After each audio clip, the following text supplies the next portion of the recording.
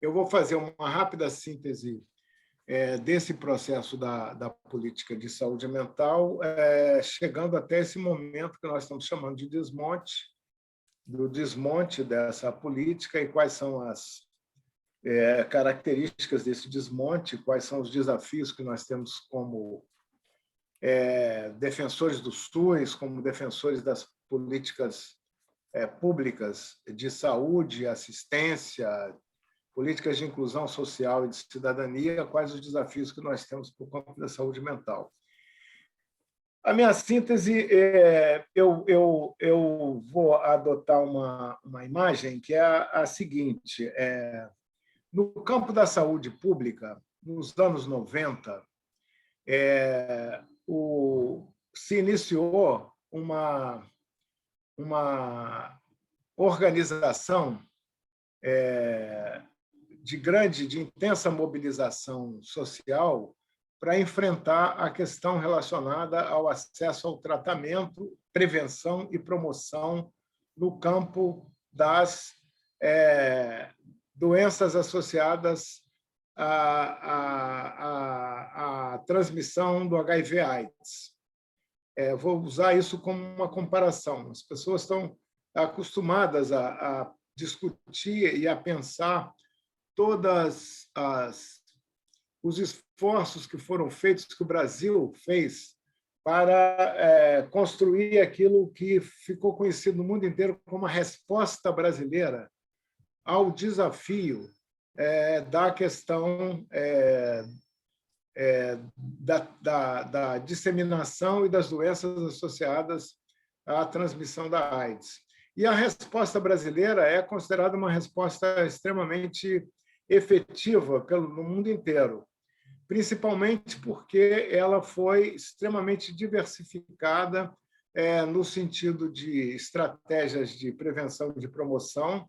Ela botou o dedo na ferida de aspectos relacionados ao estigma, aspectos relacionados a preconceitos que não contribuíam para a organização de uma estratégia de saúde pública que fosse inclusiva e abrangente.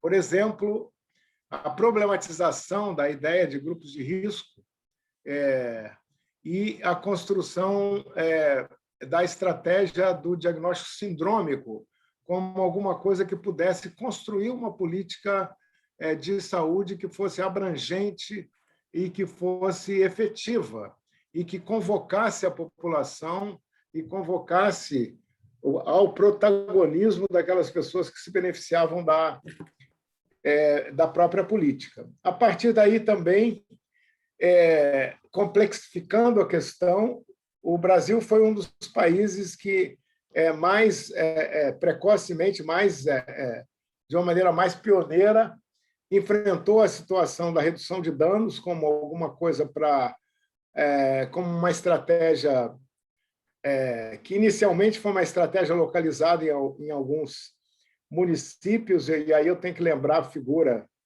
que é muito cara para todos nós da saúde pública no Brasil e do PT, que é do Davi Capistrano, que foi prefeito de Santos, secretário de Saúde de Santos, que enfrentou processos do sistema de justiça e Ministério Público, porque desenvolveu estratégias muito ativas de redução de danos e, com isso, abriu o caminho para o Brasil enfrentar, por exemplo, a transmissão pela via das drogas injetáveis. E, com isso, a redução foi uma redução absolutamente decisiva da transmissão de AIDS via drogas injetáveis. Então, fica parecendo que eu estou falando de outro assunto, mas eu estou querendo falar desse assunto porque eu estou pensando numa similitude, numa comparação que interessa para entender as pessoas que não são do campo da saúde mental, o que é essa proposta da reforma psiquiátrica e o que é essa política de saúde mental e por que ela está sendo tão atacada desde o golpe de 2016. Então, o outro ponto para concluir essa visão de conjunto da resposta brasileira ao desafio da questão da AIDS foi a questão do acesso universal aos antirretrovirais, do acesso ao tratamento por antirretrovirais, sem que isso tivesse limitação econômica.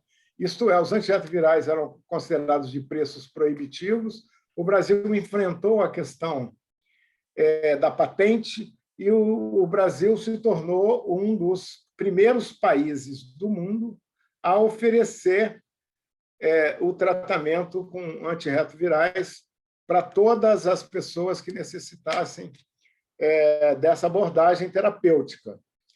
Com isso, nós não podemos dizer que tenha sido controlada a epidemia, mas que tenha sido assim, debelada, que não exista mais esse problema. Mas, certamente, é um problema de saúde pública que hoje está equacionado. Pode-se dizer que está equacionado. Então, isso ficou muito referido no Sistema Internacional de Saúde como sendo a resposta brasileira. Pois bem, eu vou tomar emprestado essa expressão de resposta brasileira ao desafio da AIDS para falar da resposta brasileira ao desafio da atenção em saúde mental. Porque qual é o desafio principal da atenção em saúde mental? Esse talvez seja, eu quero dizer para vocês, Marinaldo, para o Bruno e para o Sebastião, que talvez seja o nosso desentendimento essencial com as pessoas que são adversárias da reforma psiquiátrica. Qual o desafio essencial? O desafio essencial é o acesso ao tratamento. Por quê? Porque o sofrimento psíquico, o sofrimento mental, ele tem uma magnitude, ele tem uma dimensão, que é uma dimensão imensa do ponto de vista da sua distribuição epidemiológica pela população. Ele tem uma altíssima, o sofrimento psíquico, sensibilidade às crises sociais, ao contexto social de violência, precariedade, pobreza, iniquidade social. Quer dizer, o sofrimento mental, ele de certa maneira, ele acompanha as situações também de crise social. Não só os transtornos mentais existem, digamos, de uma maneira mais autônoma, como os modos de apresentação do sofrimento em todas as culturas, como, por exemplo, se tomarmos um transtorno mental muito comum como a esquizofrenia, ele tem uma distribuição muito igual em todas as culturas, países, a distribuição, o percentual de pessoas na população. Entretanto, quase a totalidade dos demais transtornos são muito marcados, sobredeterminados pela determinação social e econômica, entendeu? Eles não são causados pelos problemas sociais e econômicos, mas eles são agravados e muitas vezes são causados. O sofrimento. Então, o principal a considerar, e esse é o desentendimento que eu acho que é o principal dessa proposta que está em andamento de desmonte da saúde mental, é não se levar em conta a questão da magnitude do problema. Então, não nos interessa, na verdade, não interessa tanto se o modelo de atendimento vai ser mais ou menos marcado pelo uso de uma terapêutica ou de outra terapêutica. O fundamental é responder com o compromisso que o Estado tem que ter, e um Estado que se pretende um Estado com responsabilidade social, a responder a esse desafio da lacuna de atendimento. Então, qual é a dimensão que esse problema tem? Eu diria para vocês, para encurtar a história, que pelo menos 15% a 20% da população precisa de atendimento em saúde mental, de uma forma ou de outra. Precisa de atendimento em saúde mental em algum momento. Ele vai precisar, nem que seja um atendimento eventual, nem que seja um atendimento ao ano, mas uma parte importante desse grupo de pessoas vai precisar de atendimento contínuo, permanente. E essa parte importante vai ser cerca de 4% a 5% da população. Num país de 200 milhões de habitantes, isso é um número absolutamente gigantesco. Então, o fundamental é, portanto, construir uma política que consiga responder a esse desafio de propiciar acesso ao tratamento para milhões de pessoas que precisam de tratamento. O resto é secundário, digamos.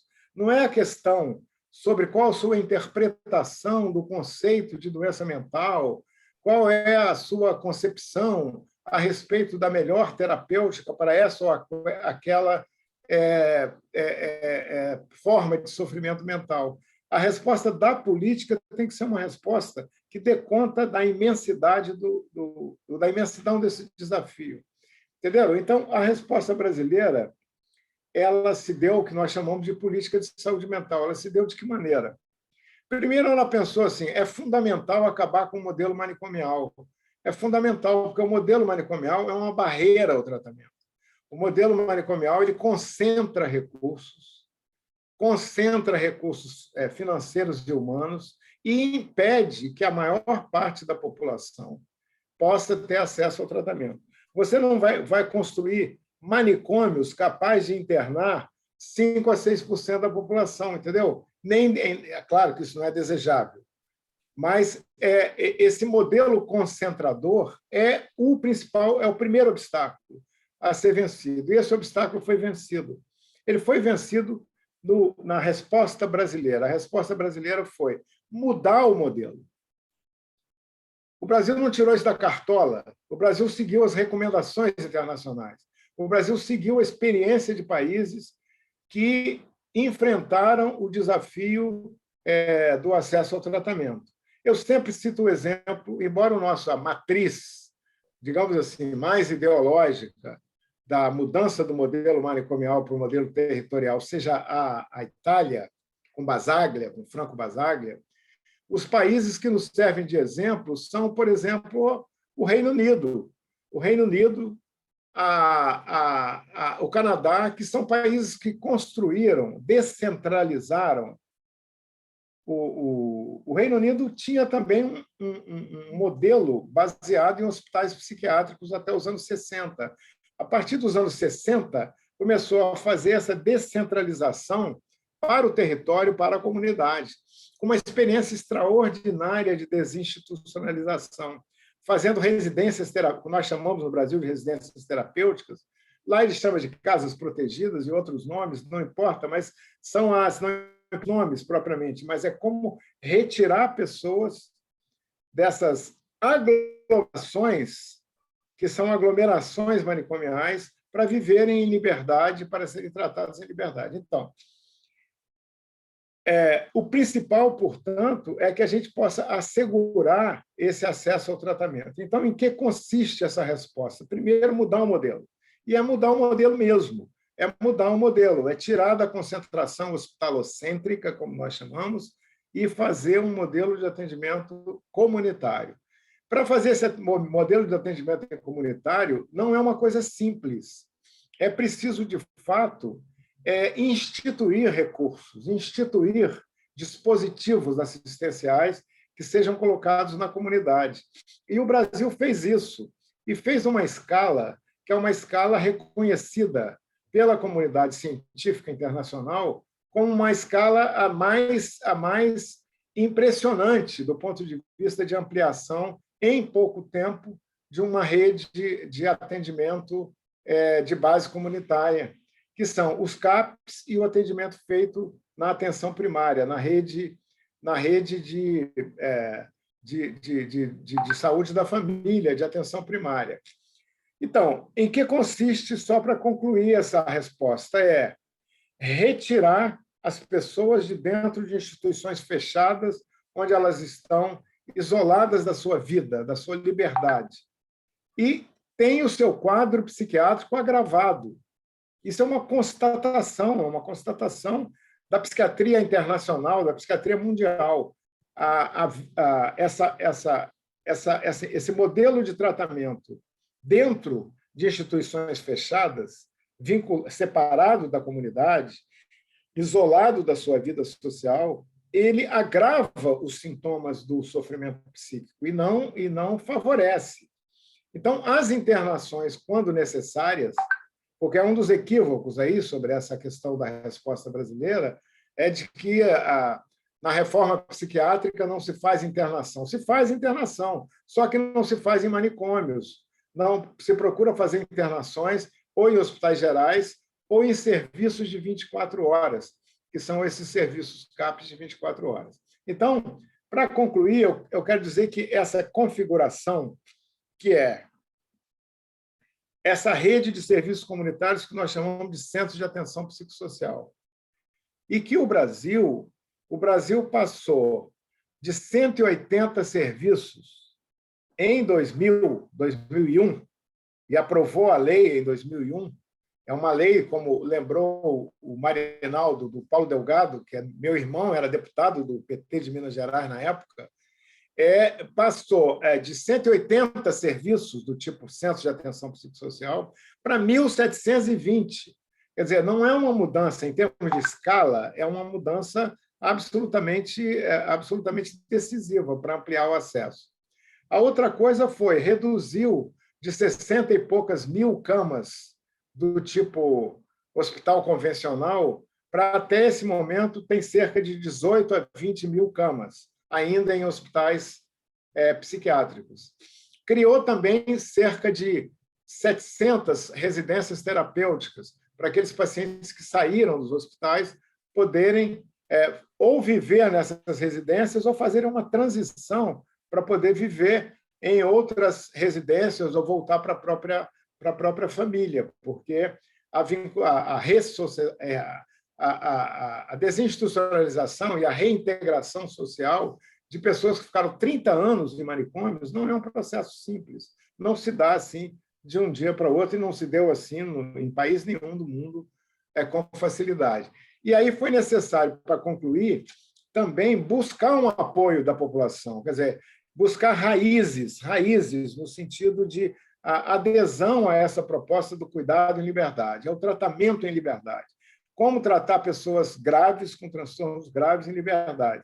E, ao mesmo tempo, como tratar aquelas pessoas que não têm transtornos tão graves.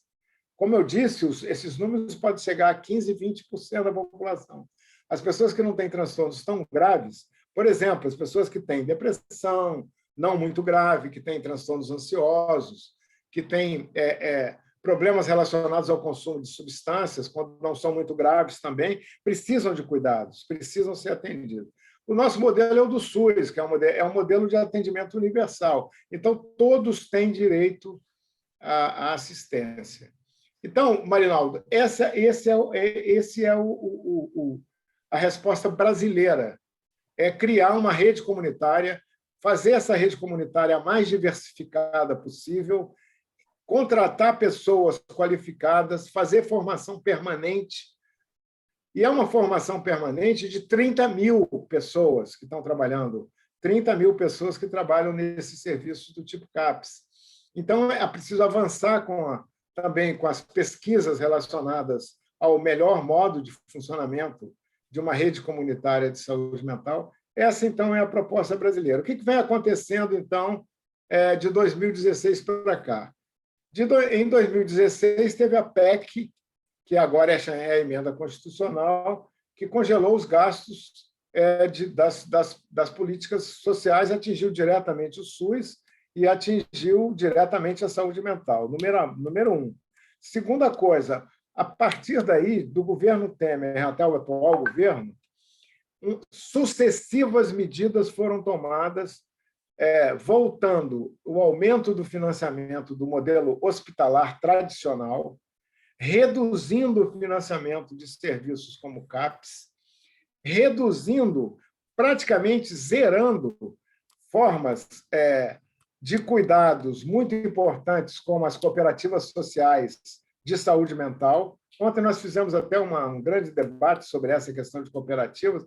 Elas estão com seu financiamento absolutamente zerado. São pequenas coisas que não se vê, mas que faz parte da questão da resposta brasileira, a questão da saúde mental. Você tem que criar alternativas também de inclusão social, alternativas culturais, etc.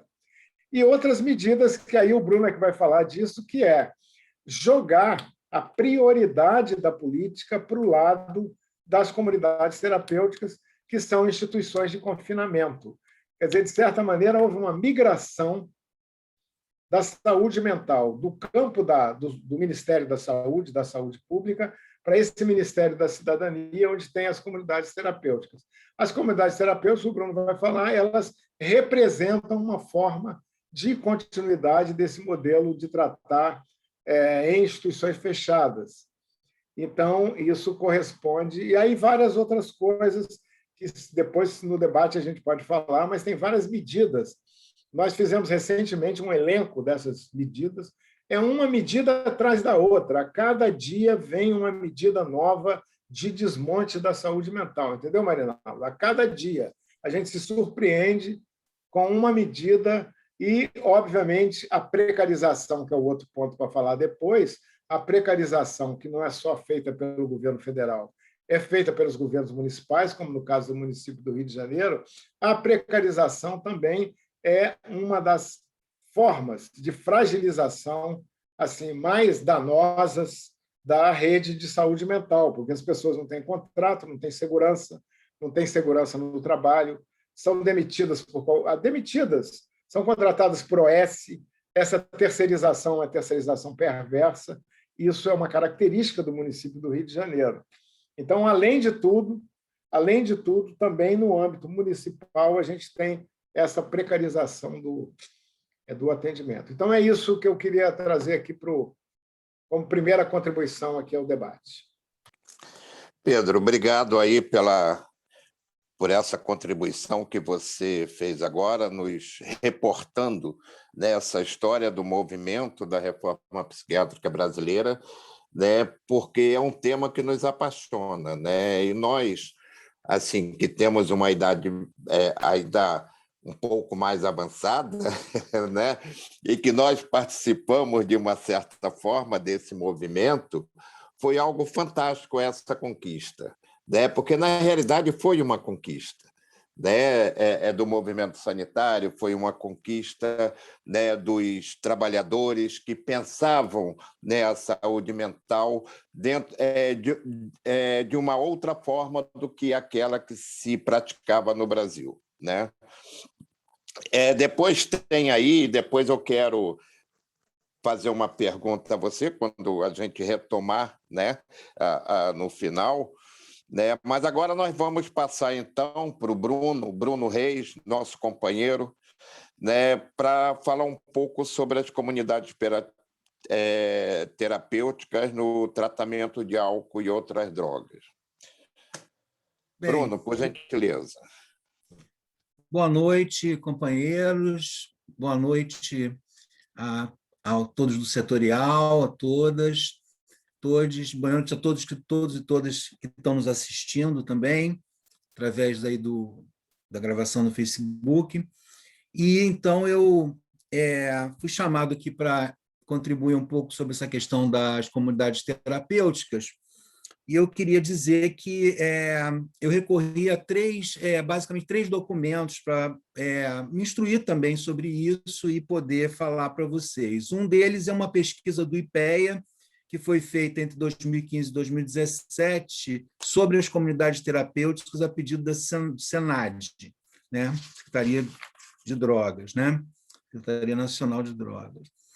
Também um relatório do Ministério Público Federal, junto com o Conselho Federal de Psicologia, né, de 2017, que fez uma inspeção nacional também em comunidades terapêuticas de todas as regiões do país. E, por último, não menos, né, num trabalho justamente do Pedro Gabriel, que está aqui, né, que eu queria também render minha homenagem a ele, porque eu acho que a reforma psiquiátrica no Brasil ganhou um impulso muito grande, né? Justamente nesse período em que o Pedro ocupou, né? Foram 10 anos, né? De 2000 a 2010, né? E não foi pouca coisa que ele fez, né? Pegando o final do governo Fernando Henrique até o final do governo Lula. Então, pegou toda a transição aí desse governo, né?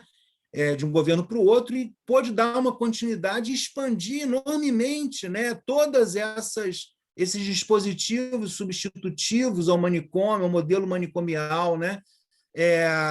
A lei foi apresentada pelo irmão dele, né?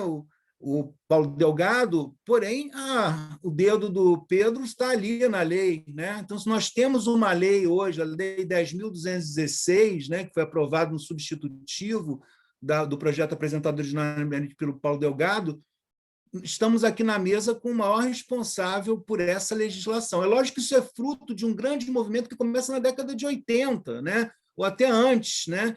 Movimento esse que foi capitaneado pelos profissionais de saúde mental, né? Pelas famílias também, em muitos casos, por usuários, né? Eu participei disso a partir da década de 90, participei de conferências, fui delegado em conferências, né? Então, conferência estadual e municipal, principalmente.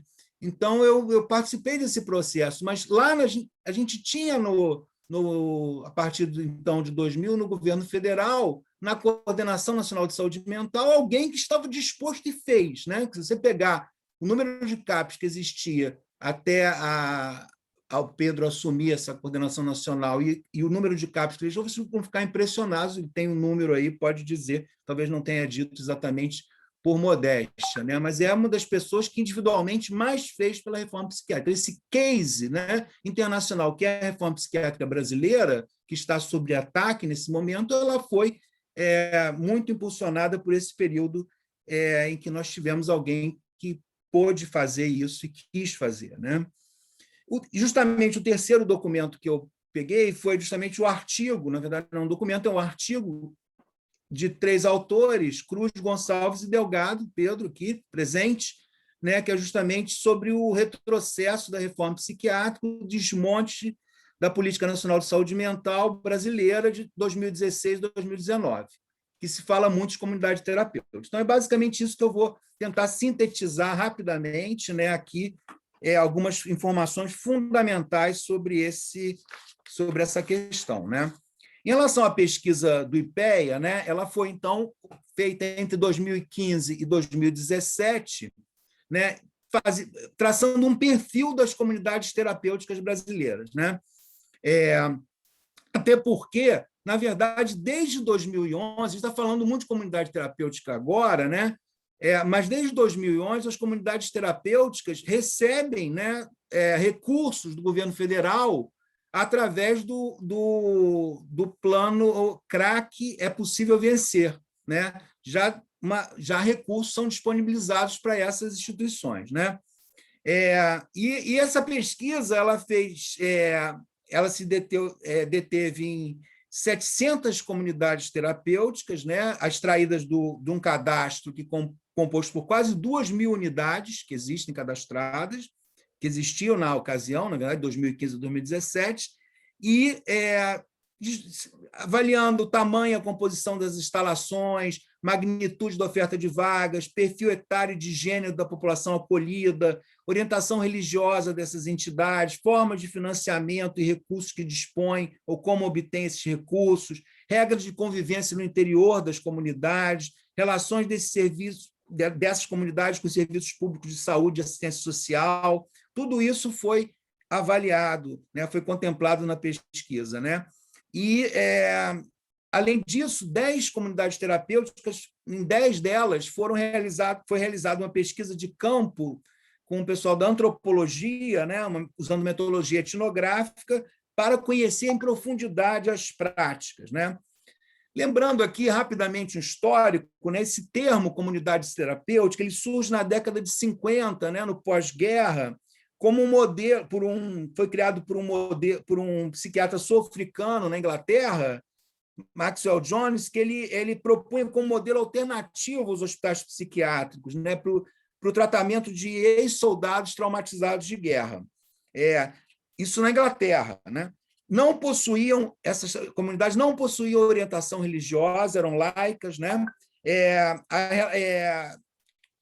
A relação, né, era um ambiente em que a relação entre os cuidadores, né, as pessoas que lá trabalhavam e os acolhidos, era uma relação horizontalizada. Né? Esses acolhidos eles participavam intensamente das decisões em relação aos seus tratamentos. Né?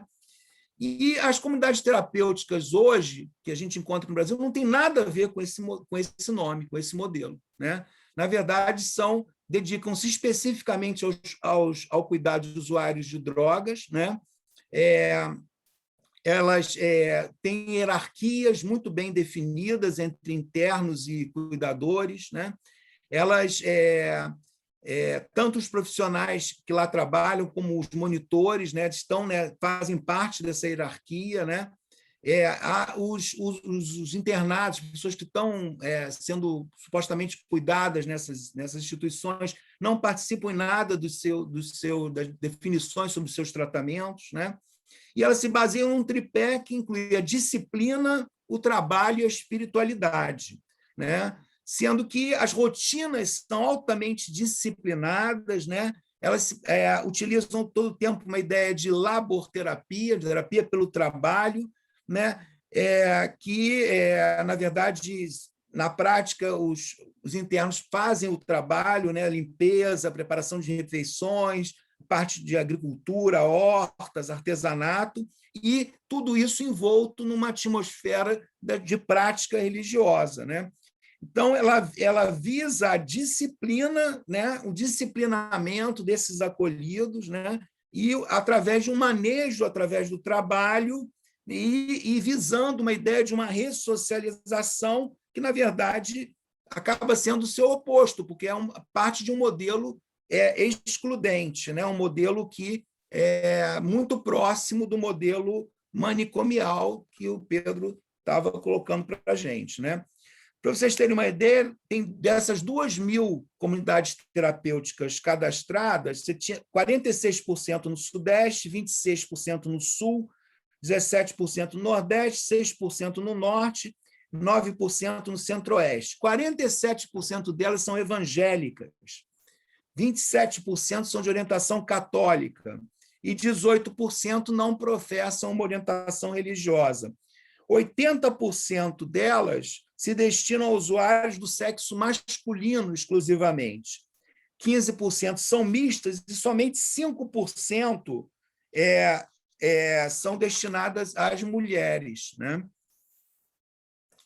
Bem, em 2017, foi feito, então, um relatório pelo Ministério Público Federal e o Conselho Federal de Psicologia, resultado de uma inspeção nacional, né?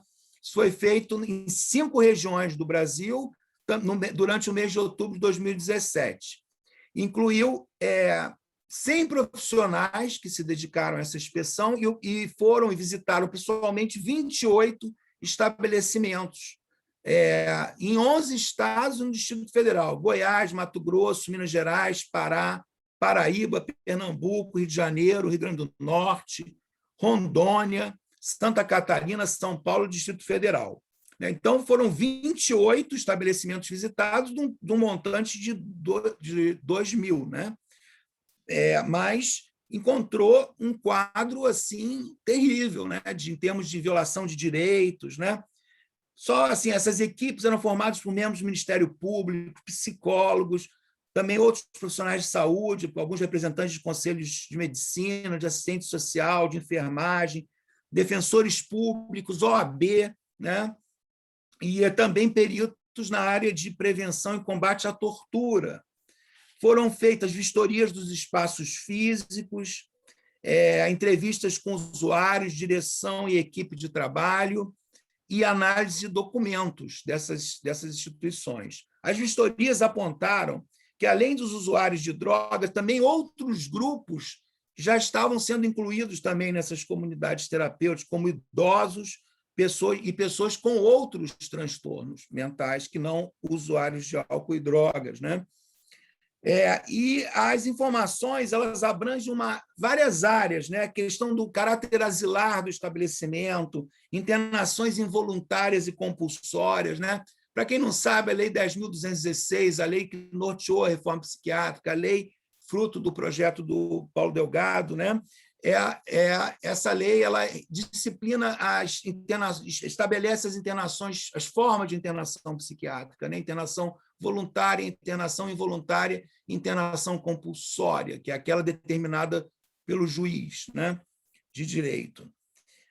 No caso, a internação involuntária ela passa a ter um controle. A pessoa, para ser internada involuntariamente, hoje em dia, em qualquer instituição psiquiátrica, essa internação precisa ser comunicada após um período de 72 horas ao Ministério Público, e, em princípio, o Ministério Público tem que fazer o acompanhamento dessas internações, né? Isso tirou do médico, na mão do médico, o poder total sobre o destino de um paciente, nesse sentido de determinar uma alta, né?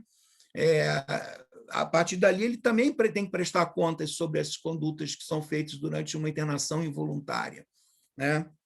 Quer dizer, o paciente não assina a sua internação, que seria a internação voluntária, se ele assinasse, ele passa a ser, a partir daquele momento, um internado involuntariamente. E, a partir daí, essa internação ela tem que ser acompanhada pelos fiscais da lei, do Ministério Público, né?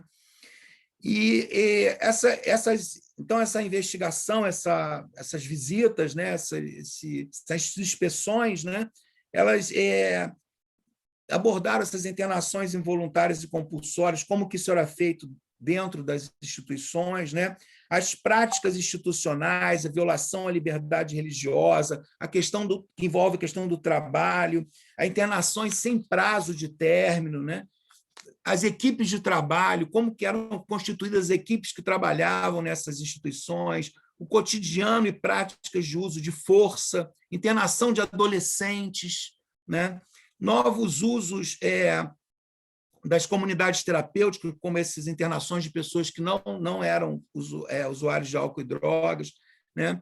A questão de infraestrutura, de controle e fiscalização e a origem de recursos de financiamento. E aí várias questões foram assinaladas, né? Primeiro, a questão de muros, trancas, restrição no acesso a meios de comunicação é totalmente disseminada, né? Nessas que foram visitadas, né? Encontraram isolamento, restrição de convívio social como eixo central do suposto tratamento oferecido, violando assim, frontalmente a Lei 10.216, restrição à circulação e ao contato com o mundo exterior, punição em caso de tentativa de fuga, controle de ligação telefônica, violação de correspondência, tudo isso foi encontrado, né?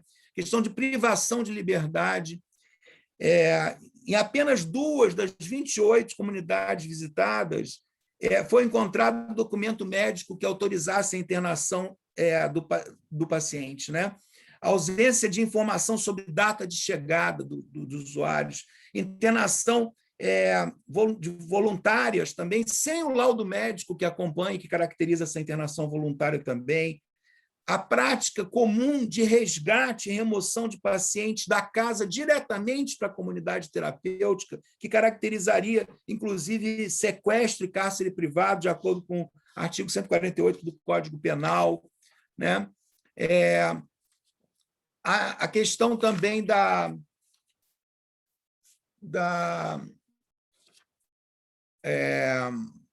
do contingente de usuários internados por determinação judicial com objetivo de tratamento para dependência química, por decisão, inclusive que o poder público bancasse o juiz internando e porque o poder público bancasse aquela internação, financiamento quase que eterno, né, para aquelas internações, né, sem controle nenhum. E, na verdade, a internação compulsória, conforme regulamentado na lei, ela tem a ver com a questão de medida de segurança, não pode ser feita assim também, dessa forma, né? Castigos, punições e tortura em 16 das 28 unidades visitadas, contenção mecânica ou química sem qualquer prescrição, aumento de trabalhos repetitivos, trabalhos degradantes, punição por aumento de trabalho, então a pessoa ficaria responsável por fazer uma determinada tarefa sozinha durante semanas, isolamento físico, confinamento como forma de tratamento ou punição, violência física em caso de tentativa de fuga. Foram encontradas violações à liberdade religiosa, né, e à diversidade sexual em 24 das 28 unidades visitadas.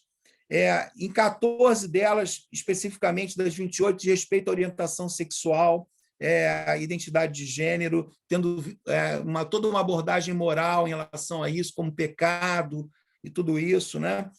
Questão do trabalho esforçado, sem remuneração, como se fosse laborterapia, né? Na grande maioria delas, fragilidade nas equipes de trabalho, as pessoas usando força de trabalho de ex-internos, né? Que se voluntariariam para fazer esse trabalho, mas sem qualquer formalização, porque o trabalho voluntário ele precisa também ser formalizado, né? Internação de adolescentes, como já falei, né? Inclusive por outros motivos que não uso da droga. Então, eles contam um relato de uma adolescente que foi surda, né? Que foi internada porque estava namorando um rapaz que usava álcool. E não era um usuário, uma pessoa com transtorno por uso de álcool.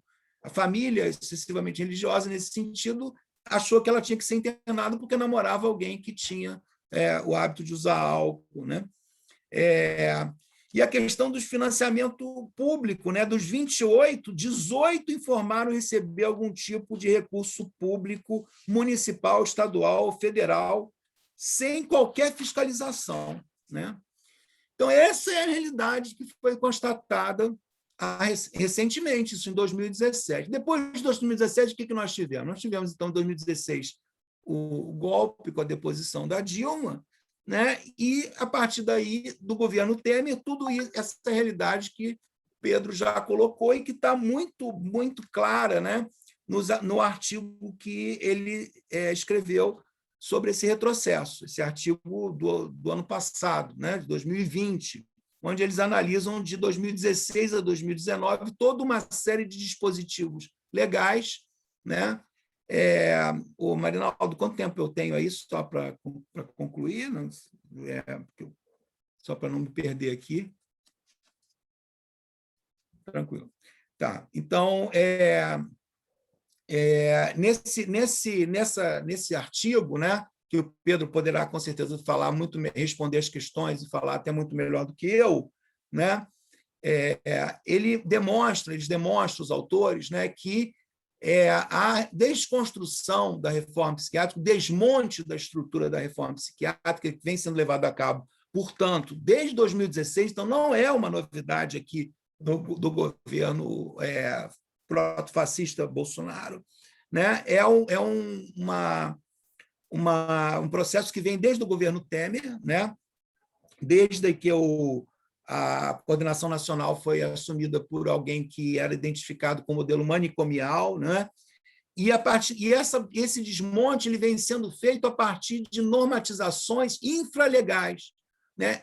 Decretos, portarias, notas técnicas, eles vão como que desarticulando completamente a estrutura legal, inclusive, que permite todas essas novas práticas e novas instituições que foram, vamos dizer, caracterizam o modelo substitutivo, né? Como todas essas que foram elencadas, CAPES, a inserção da saúde mental na atenção primária, as residências terapêuticas, o papel, por exemplo, dos NASFs, né? Os Núcleos de Atenção à Saúde da Família, que realizam matriciamento das equipes de saúde da família, porque não é botar o médico de família e as equipes de saúde de família para atender a saúde mental sem qualquer preparação. Isso é feito através de matriciamento. Por exemplo, a ideia do matriciamento é incrível, porque você coloca um profissional, isso não é feito só na saúde mental, é feito em diversas especialidades, para, a partir do atendimento conjunto nas equipes, né,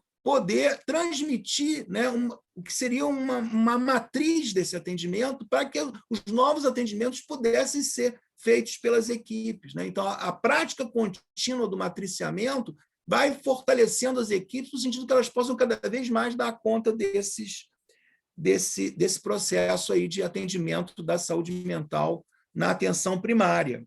E aí, entre todos esses dispositivos, que eu não vou ter tempo aqui de elencar, isso está muito bem demonstrado no artigo, tem muita coisa principalmente sobre comunidade terapêutica, né? Porque justamente uma das conclusões também que o artigo chega é que a primeira área da saúde mental que foi, digamos assim,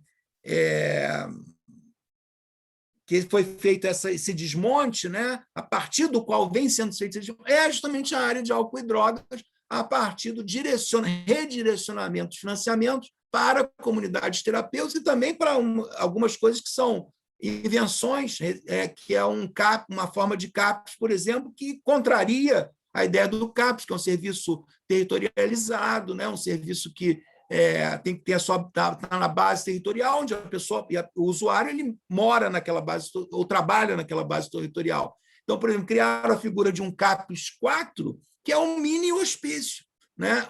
Que não tem nenhuma referência territorial, porque a ideia deles é criar esse CAPES 4 nas próximas cenas de uso. Então, você tem lá a Cracolândia, você coloca um CAPES ali na Cracolândia. Então, quer dizer, você, na verdade, vai dar assistência no local onde a pessoa faz uso, ao invés de ser no local onde ela mora, com todos os laços que são permitidos ali na comunidade. Então, um ataque frontal à lógica, não só da reforma psiquiátrica, mas da própria lógica do Sistema Único de Saúde. Então, isso é muito, muito grave que vem acontecendo. Então, aqui tem vários dispositivos, né? E aí a gente pode detalhar isso, não quero também tomar demais o tempo, de ver como que esses dispositivos estão sendo... E o mais recente deles é um decreto, uma resolução de 2020 que regulamenta a internação de adolescentes nas comunidades terapêuticas, né? Medida essa que, no caso, se não me engano, nem está no artigo, mas é porque o artigo saiu antes dessa, essa é de julho de 2020, essa regulamentação, essa resolução, ela foi criticada pelo Conselho Nacional de Saúde, pedindo a sua revogação, né, por conta dessa questão da internação de adolescentes em comunidades terapêuticas, né? Então, tem muitos, eu posso detalhar, se vocês tiver tempo para isso, depois, os pontos em que as comunidades terapêuticas... Mas há claramente um perfil de privilegiar o financiamento, né? Ou foi feito um cadastro, né, passam as comunidades terapêuticas a fazer parte do Cadastro Nacional de Estabelecimento de Saúde. Essa medida também foi contestada, né, por diversas instâncias aí, inclusive o Conselho Nacional de Saúde ele faz uma recomendação de retirar a menção comunidade terapêutica, pois essa não pode ser considerada estabelecimento de saúde. Mas ele faz um cadastro, né, dessas e começam a financiar essas comunidades, né? Então, tem todas as resoluções aqui, a gente pode detalhar isso mais, mas há um novo direcionamento que contraria frontalmente princípios do SUS e, ao mesmo tempo, princípios basilares da reforma psiquiátrica, que é a substituição do modelo asilar, manicomial, hospitalocêntrico, por serviços substitutivos de base territorial e pela inserção da saúde mental na atenção primária. Bruno, muito bom, muito boa a tua apresentação, né? Adorei, eu acho que o pessoal que está nos assistindo também, né, deve ter adorado. Você nos colocou a par de uma série de questões, né? E eu me lembro que, em 2017, eu era presidente do Sindicato dos Psicólogos do Estado do Rio de Janeiro e havia sido convidado para participar dessa fiscalização, né? Porque ali envolvia condições de trabalho dos profissionais de psicologia. Infelizmente, devido à questão de trabalho, eu não fui liberado do meu trabalho para poder realizar essas fiscalizações junto com o Conselho de Psicologia e também outros conselhos envolvidos junto com o Ministério Público, né? Mas excelente a tua lembrança. E falar também assim, a suspensão dos efeitos dessa resolução que você colocou agora, né, a resolução número 3 de 2020, a Justiça suspendeu os efeitos dela, né, e deu um prazo de 90 dias para que os adolescentes confinados em comunidades terapêuticas possam ser liberados, né? E também suspendeu, o que é excelente, o financiamento. Então, o financiamento vai ficar apenas nesses 90 dias para a liberação ou libertação, né, dos adolescentes, né? Apenas complementando, quando você falou aí da resolução, eu acabei me lembrando que havia esse detalhe, né? Mas o E caso do assim, financiamento é para essas internações de adolescentes, e não isso, para as isso. comunidades terapêuticas Não, como um não, todo. pô, gostaria que fosse, né? Não, Mas só assim, deixando claro, né? Porque isso é muito grave. sim, com certeza. Bom, agora nós vamos para o terceiro tema, que é a terceirização dos serviços e a precarização dos recursos humanos. Né? Um cancro que existe na saúde pública. Né? E aí chamar o Pedro Gabriel para também falar sobre esse tema. Pedro, por gentileza. Então, olha, esse eu tinha até mencionado logo na minha primeira intervenção. Eu acho que esse problema é um problema, infelizmente, é um problema estrutural do funcionamento do SUS. No Brasil, não é só da saúde mental, né? E em alguns lugares, em alguns municípios, nós temos essa questão como uma questão assim que define a fragilidade da rede de saúde de uma forma geral e não só da saúde mental. É o caso do município do Rio de Janeiro. Quer dizer, no município do Rio de Janeiro, os serviços eles são terceirizados, né? A gestão dos serviços está sendo terceirizada de uma forma já há muito tempo, né? Na gestão anterior do Crivella era assim, na gestão do Eduardo Paes continua assim. Antes da gestão do Crivella, na primeira gestão do Eduardo Paes, também esse modelo começou a ser implantado. E ele é um modelo que é uma coisa realmente super complexa, porque ele é um modelo que tem uma justificativa pelas restrições de financiamento da Lei de Responsabilidade Fiscal, as restrições de financiamento do gestor municipal definidos pela Lei de Responsabilidade Fiscal. Então, veja, é como se fosse assim, você coloca na mesa uma questão impossível de solucionar. Mas eu acho que nós devemos ter em conta que essa questão ela parte do pressuposto que o limite do financiamento, no caso da saúde, ele se justifica por razões de ajuste fiscal, se justifica por essas razões contábeis de orçamento, quando, na verdade, o que está em jogo é o modelo de universalização da saúde que os governos querem adotar. Porque, senão, nós entraremos no argumento economicista, que é o argumento economicista de que, primeiro, o economicista, não há dinheiro para isso, falso. Esse é um argumento do neoliberalismo. Não é?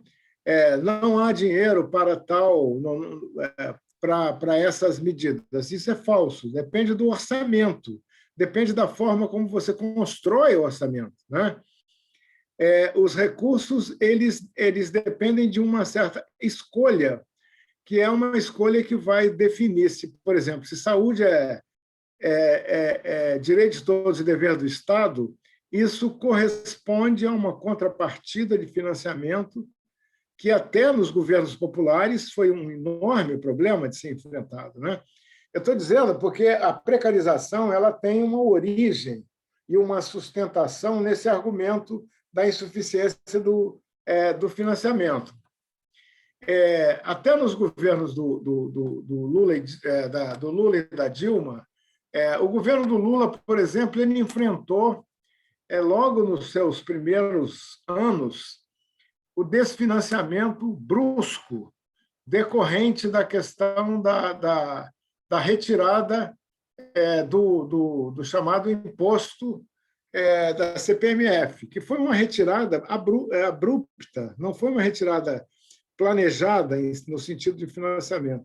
Eu fazia parte do governo Lula nesse período, eu me lembro do esforço, que foi um esforço concentrado de todo o governo para poder sustentar aquela forma de financiamento, e houve um esforço igualmente concentrado de todos os adversários do SUS, dos adversários da ideia de um estado de bem-estar social para retirar aquele financiamento em nome o quê? Da diminuição da taxa, enfim,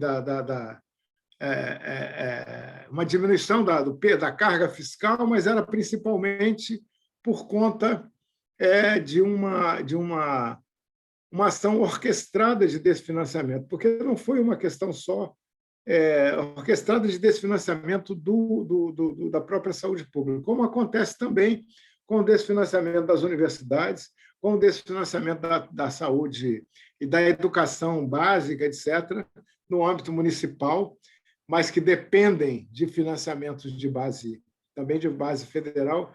Então, eu acho que o que está em jogo, para falar primeiro assim, o componente, digamos, mais geral e estrutural é o modelo de Estado que se quer para as políticas que são políticas sociais que garantem a equidade e a inclusão social.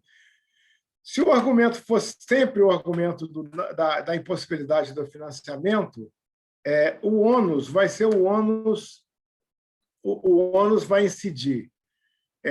O ônus vai incidir na diminuição dos serviços e vai incidir na precarização do trabalho humano, né? Vai incidir justamente na desregulamentação do trabalho de uma forma geral. Então, o ponto seguinte que eu queria mencionar, essa desregulamentação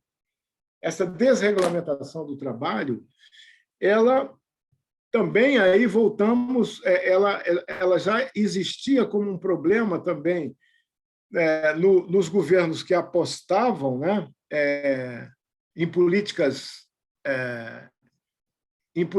que pretendiam a universalidade, em políticas sociais inclusivas, mas isso se tornou uma diretriz a partir do golpe de 2016, com a reforma, por exemplo, da legislação trabalhista.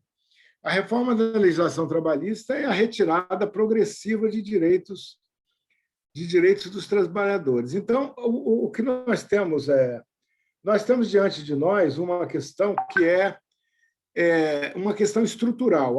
Agora, a gestão da coisa pública no Brasil ela é feita no sentido da diminuição da diminuição da sustentabilidade das políticas de inclusão social. E, com isso, existe uma precarização que se dá em vários níveis. No nível das relações de trabalho, essa precarização ela aparece na forma desses contratos, que são contratos absolutamente desrespeitosos em relação aos direitos do trabalhador, né? E que criam...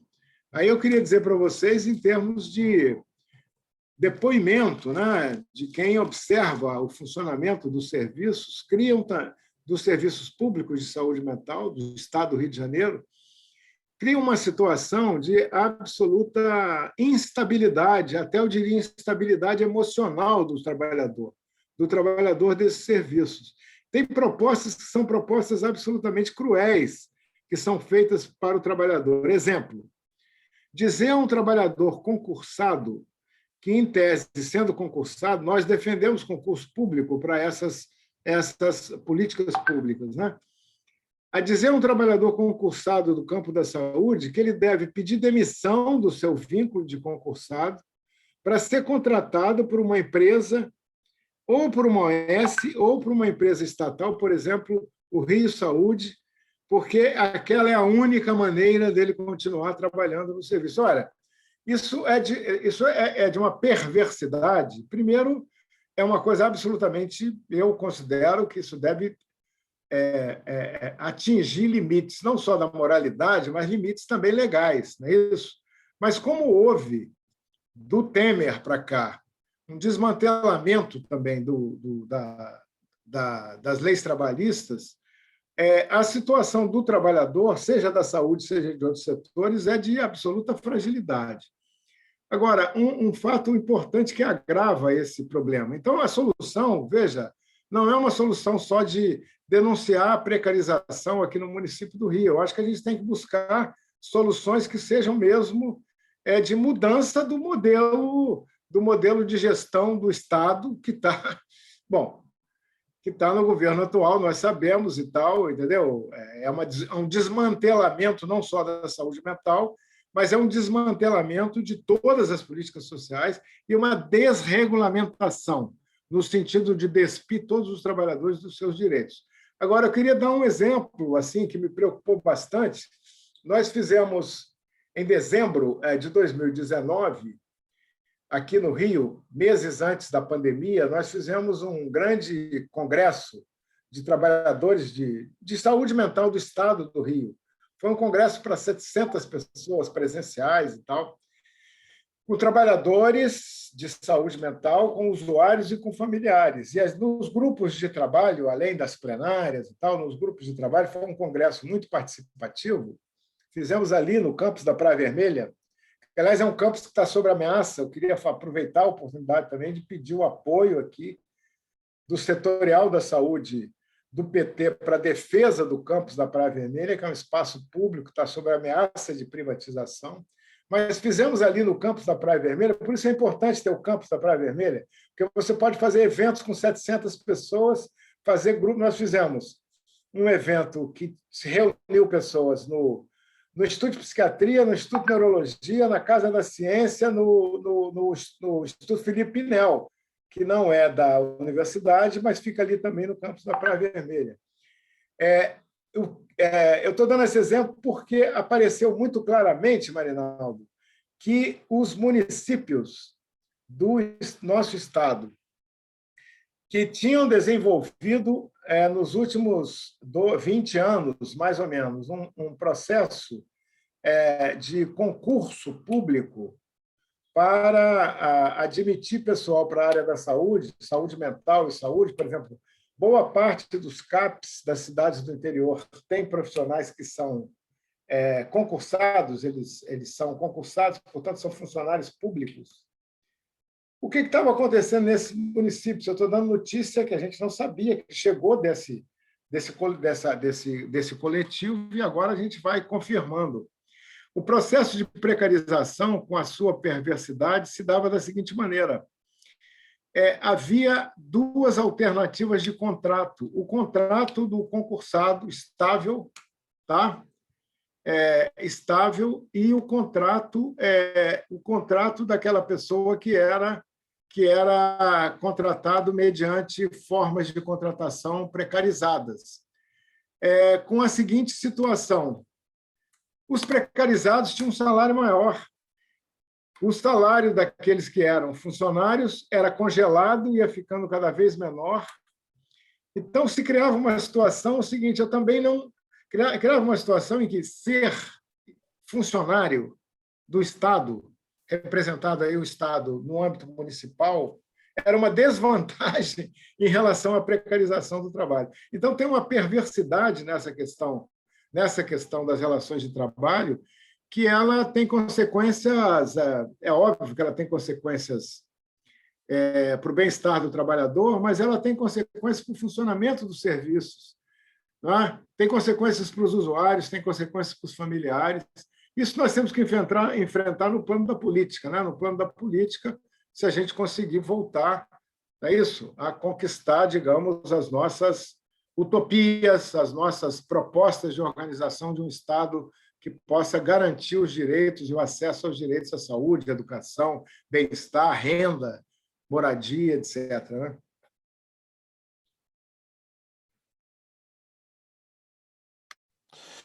Bom, Pedro, agradecer aí, eu acho que foi assim excelente, né?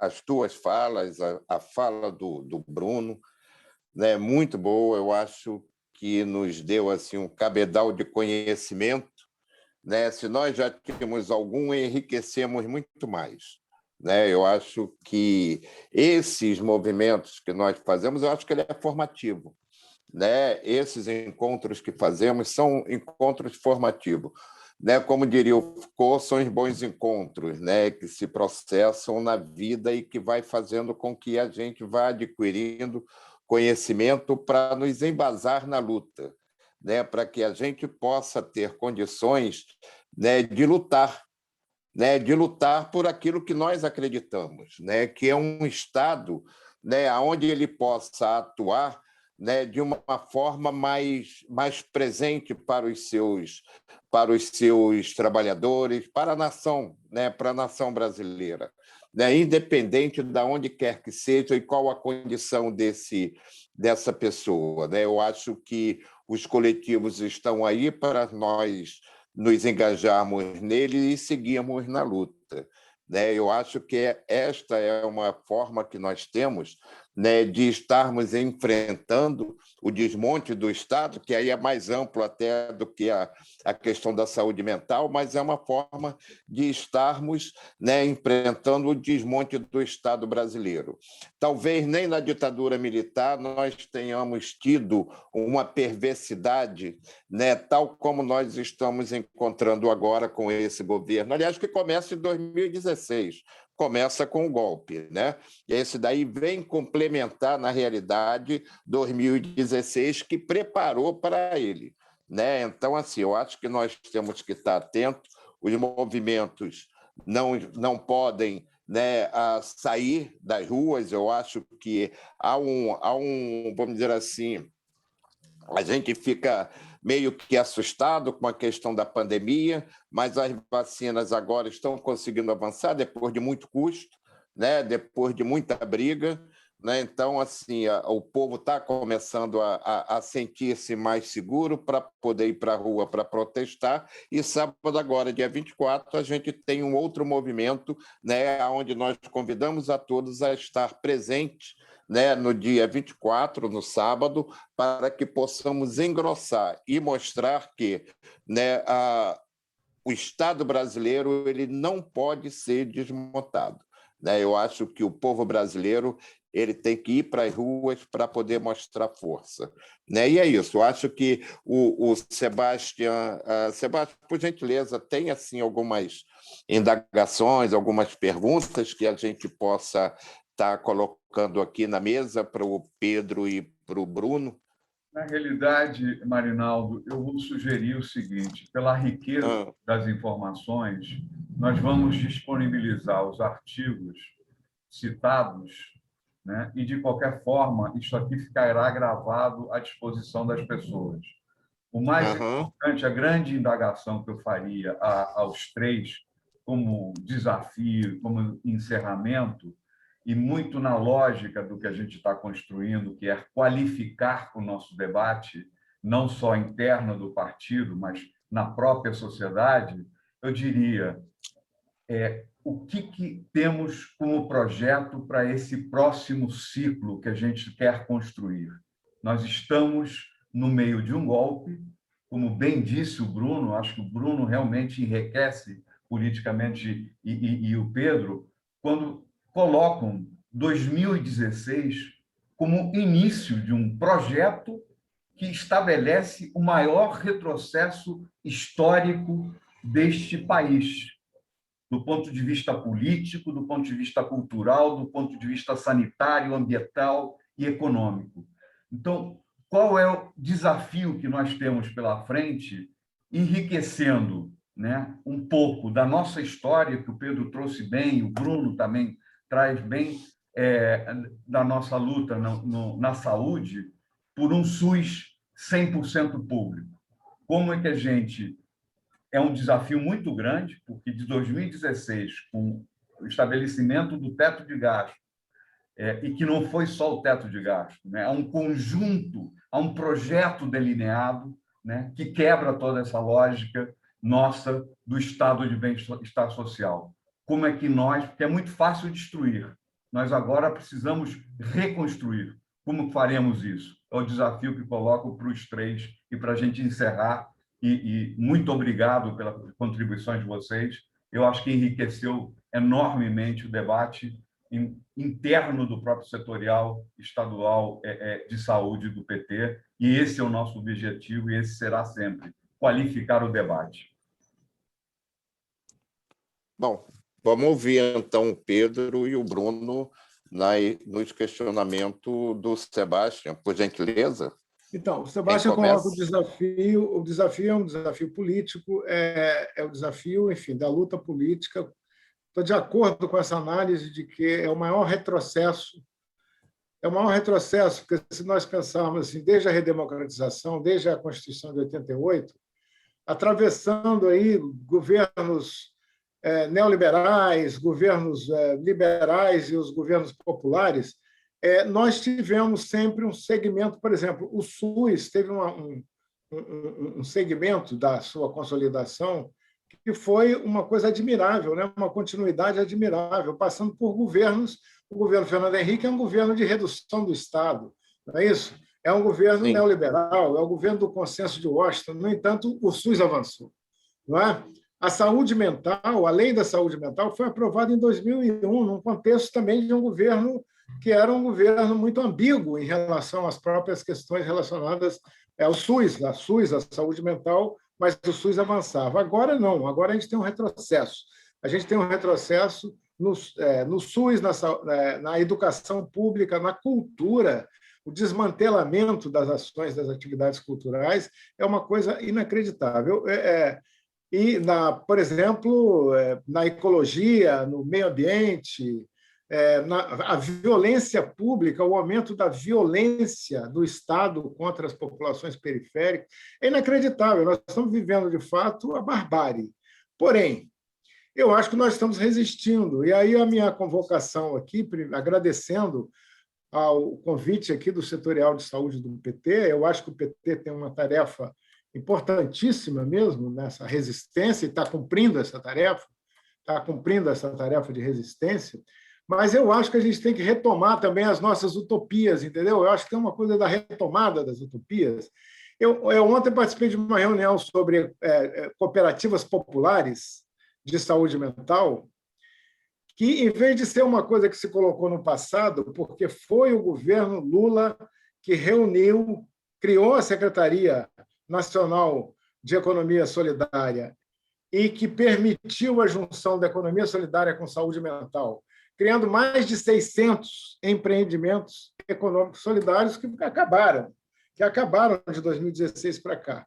Pois bem, essa reunião de ontem, só para dar um exemplo, foi uma reunião também de retomada das utopias, do tipo, tá bom, o contexto é desfavorável, mas vamos seguir fazendo a economia solidária, seguir fazendo todas essas coisas que a saúde mental nos ensinou a fazer, porque a saúde mental é feita por resistência e inventividade, resistência e criação. Então, a minha convocação há um movimento em organização de construir uma conferência nacional popular de saúde mental para o mês de novembro. A conferência estadual será no mês de setembro, outubro, tá?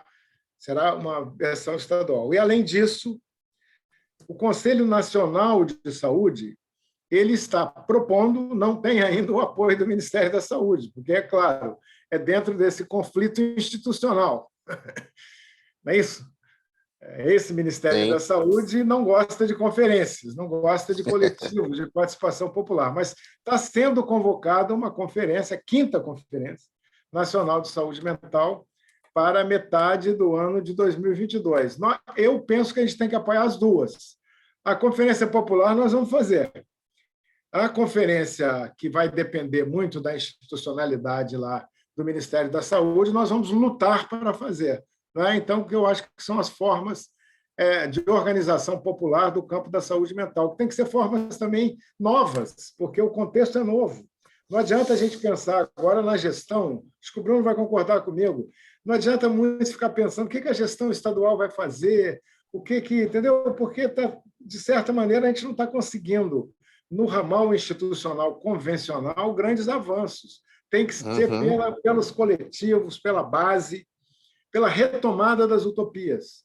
Pela retomada das utopias e seguir adiante e derrubar esse governo. Tem que esse governo, de uma forma ou de outra, ele é um acidente histórico, eu acho que é um acidente histórico, não é um acidente tão acidental assim, porque ele foi construído também por eu diria que foi toda uma orquestração e uma conspiração da qual participou também o imperialismo norte-americano, tudo isso, não é? Mas ele não é uma continuidade da história que o Brasil vinha construindo desde a redemocratização. Na verdade, é uma anomalia, isso é uma coisa que, então, que nós temos, de fato, que que superar e seguir buscando as nossas utopias. O SUS é uma utopia. O SUS é uma utopia ativa, é uma utopia que vinha se construindo e se revelou um extraordinário projeto de inclusão social, né? Extraordinário. Continua sendo um extraordinário projeto de inclusão social sob ataque, mas há que defender o SUS e há que fazer avançar o SUS, porque o SUS tinha problemas também. É claro que ele vinha com problemas anteriores, né? Mas agora ele está sendo desmontado.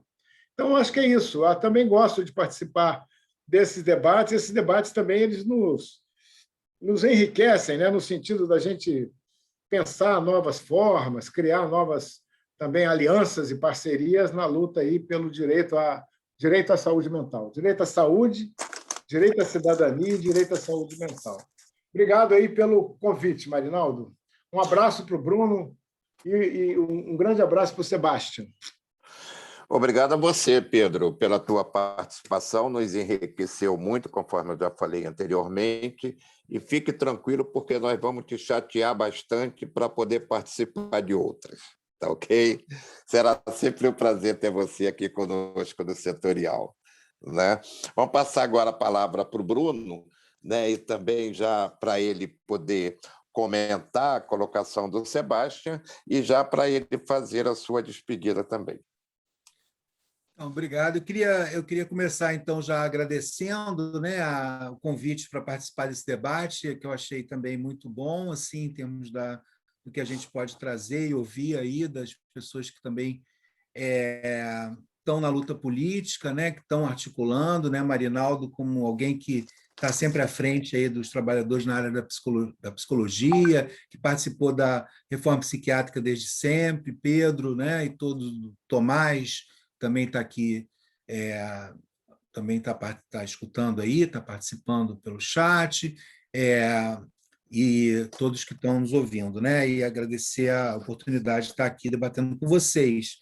Eu acho que a questão é essencialmente a política, né? Não teria outra resposta a falar, né? Quer dizer, na verdade, tudo que foi construído em termos de SUS, desde a redemocratização e a reforma psiquiátrica, foi uma correlação de forças, foi fruto de uma correlação de forças que é a política, né? Então, foi possível fazer o que foi feito em função de que se aproveitou uma correlação de forças favorável, com muita luta, né? Não foi sem luta que foi feito esse processo, foi realizado esse processo, né? Luta de muitos trabalhadores, né? E uma certa herança que nós temos desse processo é o nível de organização dos profissionais na área, especificamente aqui da saúde mental, mas logo da área da saúde como um todo, né? Alguma ameaça que apareça, imediatamente as pessoas se articulam, se agrupam,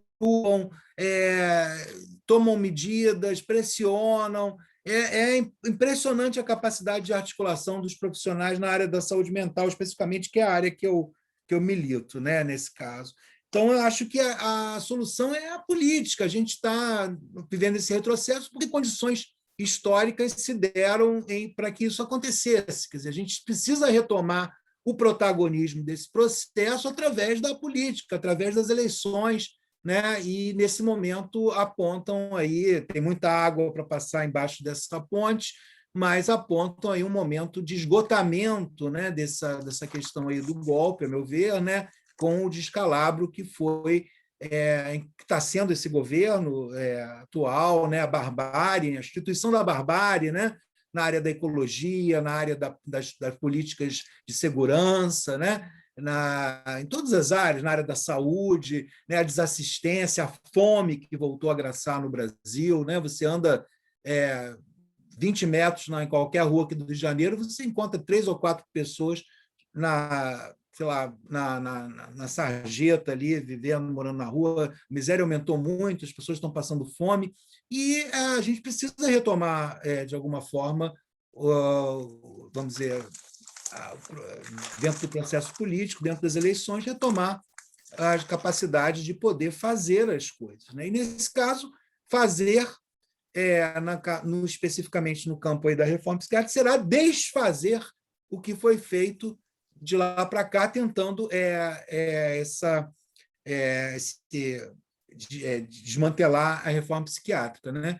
Então, é refazer, na verdade, não desfazer, mas refazer o que já havia sido feito, né, e que vem sendo desmontado ao longo das eleições. Para isso, a gente precisa ganhar as eleições, né? O que não vai ser fácil, né? Não vai ser essa moleza que pode parecer à primeira vista, né? E depois governar dentro das correlações de força que vão se estabelecer no governo que vai vencer as eleições, que a gente não tem ingenuidade também de achar que todos esses componentes muitos que estão aí hoje também, muitas vezes também vão ter alguma forma de barganhar poder, de também, por exemplo, esses grupos religiosos, né, evangélicos. Não? Se as comunidades terapêuticas, aí, retomando para finalizar aqui o tema que me coube hoje, vem ganhando todo esse protagonismo na área da saúde mental, isso tem a ver com a base eleitoral do governo que se instalou, né? E isso pode ser que isso permita uma alternância e permita que a gente possa dar outro destino para essas questões, né? Ok. Bruno, obrigado aí pela participação também. Né? Eu acho que foi excelente, adorei. Ficaria aqui mais tempo. Né? Eu acho que quando o debate está desse jeito, né, tá enriquecendo muito, a gente acaba lamentando, né, já ter que terminar. Mas você também, com certeza, será convidado. Vamos te encher o saco, te convidando novamente para participar de outros encontros aqui do Real de Saúde do PT. Tá? E também o Pedro Gabriel nos colocou, né, aí uma responsabilidade também, que eu acho que a gente deve colocar em pauta no nosso próximo encontro, nossa próxima reunião do setorial, que é a defesa do campus da Praia Vermelha da UFRJ. Eu acho que, a gente deve colocar isso em pauta para saber de que forma nós podemos apoiar esta luta, né, dos trabalhadores da UFRJ, dos alunos da UFRJ, em defesa do campus da Praia Vermelha, para que ele não seja privatizado, para que ele não seja vendido, né, porque, na realidade, estão desejando que aquilo dali seja vendido. Então, acho que a gente tem que se engajar nessa luta também, né? E, assim, chegamos ao fim de mais um encontro do Setorial Regional de Saúde do Partido dos Trabalhadores, né? E agradecer a todos aqueles que estavam conosco aqui, nos assistindo, né? E deixar para um próximo, né, encontro aí, já com outro tema, mas tão, vamos dizer assim, apaixonante como é a saúde mental. Né? Eu acho que isso daí nos move, eu acho que isso daí nos faz resistir, né, a esse desmonte. E vamos continuar resistindo, não vamos permitir que acabe com a reforma psiquiátrica brasileira. Gente, obrigado. Sebastião, você quer falar mais alguma coisa? Viva a utopia. Boa noite. Viva a utopia. Né? Fora Bolsonaro, né? Fora Bolsonaro. Para quem tem utopia, fora mais do que fora Bolsonaro. Fora Bolsonaro e Mourão. Não basta apenas o Bolsonaro, é Bolsonaro e Mourão. Eu digo bom, para o golpe sempre. Isso. Ok. Tá bom. Obrigado. Boa noite a todos. Tá. Boa noite. Boa noite. Bom, fechei. Agora tudo bem. Maravilha. E aí? Bruno, que bom te ver. Ainda pena que seja assim, né? Tá bom. Como assim? Pena que seja assim. Virtualmente. Sim, claro.